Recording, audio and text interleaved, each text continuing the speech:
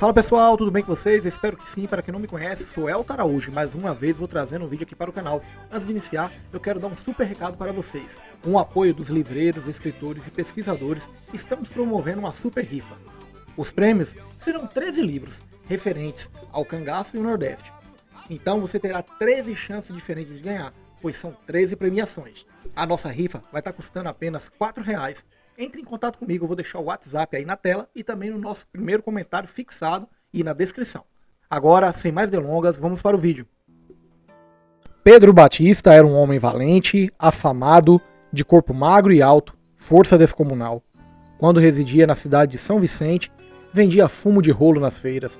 Na época, começou um namorico com uma moça, relação essa não aprovada pelos pais da garota. Pedro Batista se chateou por não ter seu romance aceito pelo sogro e decidiu ir embora de São Vicente. Quando a moça soube da intenção de Pedro de deixar a cidade, desesperada por não querer perder o companheiro, tomou uma atitude impensada. Contou ao pai que havia tido relações sexuais com Pedro. Como se falava naquelas épocas, tinha se perdido. A confusão estava gerada com a falsa notícia levantada pela jovem. O pai de Pedro, o senhor Manuel Batista, tio legítimo do cangaceiro Antônio Silvino, para livrar o filho da confusão, escreveu uma carta para um amigo pedindo para que ele acolhesse Pedro Batista em sua residência por um tempo, até que as coisas esfriassem. Como Pedro Batista era um homem desassombrado e tinha os fiados dos fumos vendidos a alguns feirantes, permaneceu por um tempo na cidade para poder realizar as cobranças. Quando Pedro se dirigiu cedo para a feira, passando próximo à residência da família da moça, o sogro o avistou de longe e resolveu reunir seus 5 filhos e um genro, totalizando 7 pessoas, para armarem uma emboscada para pegarem Pedro. O sogro com seus 5 filhos e o genro escolheram um lugar e ficaram aguardando o retorno de Pedro.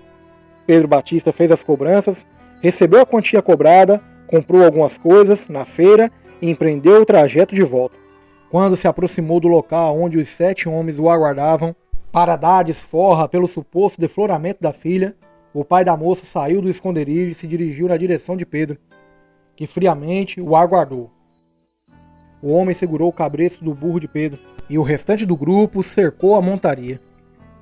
Quando Pedro se viu cercado, pulou do animal, sacou a pistola alemã Mauser, o famoso parabelo, e atirou no genro do homem que segurava as rédeas do seu animal. Com o tiro, o rapaz baleado caiu, e os outros se abaixaram para socorrê-lo. Pedro aproveitou o momento e fugiu. Pedro tinha 2 irmãs, Marta e Antônia, que residiam no sítio Baixa Verde, bem próximo a São Vicente. Manuel estava na casa das filhas e viram o burro chegar sozinho no terreiro da casa. Manuel e Marta imaginaram o pior e saíram, candinheiros na mão, no meio da escuridão, procurando Pedro. Alguns minutos depois, encontraram o jovem que vinha caminhando nas veredas que davam acesso à casa das irmãs. Pedro deixou o burro e pegou um cavalo que pertencia a seu cunhado e fugiu, indo procurar o amigo do pai a quem ele havia endereçado a correspondência para dar guarida ao jovem.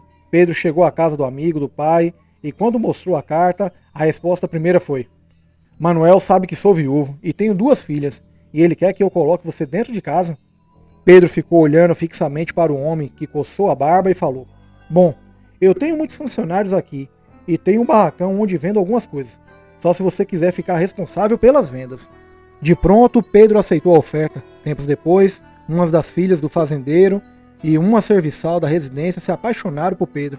Pedro escolheu ficar com a filha do fazendeiro e a empregada, com raiva da decisão do rapaz, correu e foi contar a história ao pai da jovem. O fazendeiro jurou matar Pedro se alguma coisa acontecesse à filha. Pedro, prevendo alguma traição, aproveitando a escuridão da noite, fugiu. Sem conhecer as estradas, saiu sem destino certo. Para auxiliar na fuga, trouxe algum dinheiro que era das vendas da mercadoria do barracão. Pedro vagou por toda a noite, caminhando noite fria, veredas escuras, arisco aos sons e movimentos. A sede apertou, sentiu fome também.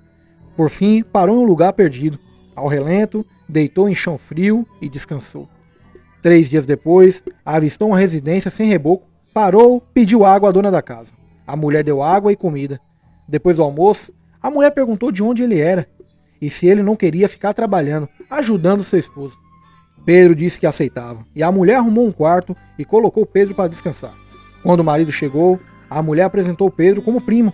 Nessa localidade, Pedro trabalhou por muito tempo e de lá escreveu uma carta para o pai Manuel. O pai de Pedro respondeu à correspondência chamando para seguir com o grupo de seu primo, Antônio Silvino, cangaceiro afamado em toda a região. Pedro retornou e aguardou a passagem de Antônio Silvino, e diante do pai e da mãe, saiu da vida de sertanejo comum e engrossou as fileiras do cangaço. Nesse momento, entrou ele e seu irmão, Zé Batista, tendo por chefe seu famoso primo, Antônio Silvino. Em uma dessas andanças cangaceiras, o grupo estando reunido no sítio Araiú, foram dormir em uma velha casa de pedras, que pertencia ao dono do lugar, quando foram atacados de surpresa. Antônio Silvino arquitetou a fuga, deixando alguns componentes trocando tiros com a polícia. Aos poucos, os cangaceiros fugiram e só restou na casa de pedras Pedro e o cangaceiro Cobra Verde. Os dois seguraram o tiroteio e quando Pedro viu que as balas estavam acabando, combinou com Cobra Verde a fuga dos dois. Eles pularam por uma janela lateral. Pedro foi baleado. O tiro quebrou 2 costelas. Os soldados se aproximaram para sangrar Pedro. Cobra Verde puxou o punhal e investiu contra os policiais, matando 3. Pedro conseguiu dar mais alguns tiros e os policiais recuaram. Aproveitando o momento, Pedro fugiu e no trajeto da fuga encontrou um jumento e montou o animal. E se distanciou da cena de combate. Mais na frente, conseguiu encontrar seu irmão, Zé Batista, que vinha em socorro do mano. Os 2 irmãos não conseguiram reencontrar o grupo de Antônio Silvino e fugiram. Dias e dias, Zé Batista cuidou do ferimento de Pedro, ao tempo que se distanciavam cada vez mais do local do confronto e dos embates com a polícia. O grave ferimento de Pedro Batista foi cicatrizando, ferida sarada com os emplastos realizados com ervas colhidas das caatingas.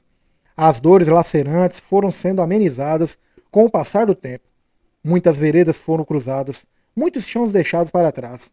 Os 2 irmãos tomaram a sábia decisão de seguir para o centro religioso do Nordeste, terras apadrinhadas pelas ações do padre Cícero Romão Batista, homem que arrebanhou infinitos fiéis em suas eternas romarias. Em Juazeiro do Norte, Pedro e Zé, os irmãos Batista, conseguiram falar com o padre Cícero e, depois de confidenciarem suas histórias ao famoso sacerdote, tiveram seu total apoio para se restaurarem fora do cangaço. O padre Cícero ficou sabendo que os 2 irmãos eram artesãos na arte da forma ao couro, confeccionando alpercatas, chapéus, cintos, bandoleiras e alforjes. Colocou os rapazes para residirem em uma casa alugada pelo vigário, até que eles pudessem, por eles mesmos, se manterem. Pouco tempo depois, eles conseguiram uma boa freguesia e puderam viver de sua arte. Daí, com a prisão de Antônio Silvino e o término do grupo, janeiros depois que o cangaceiro Pedro Batista retornou às terras onde nasceu e constituiu uma família, de onde nasceu minha mãe, Rosália de Souza Lima. Tenho pequena lembrança de quando vi, em São José do Egito, ainda muito novo, quando lá residíamos.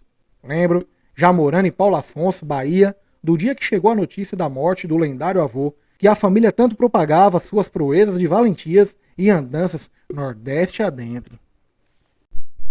Texto de João de Souza Lima, escritor e historiador, do livro Terra de Brava Gente, Resquícios de Histórias Cangaceiras.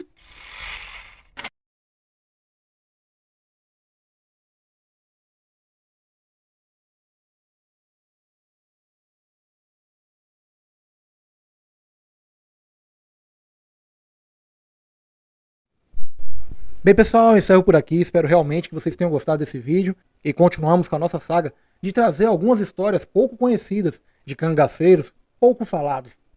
Espero que vocês gostem e apoiem essa iniciativa.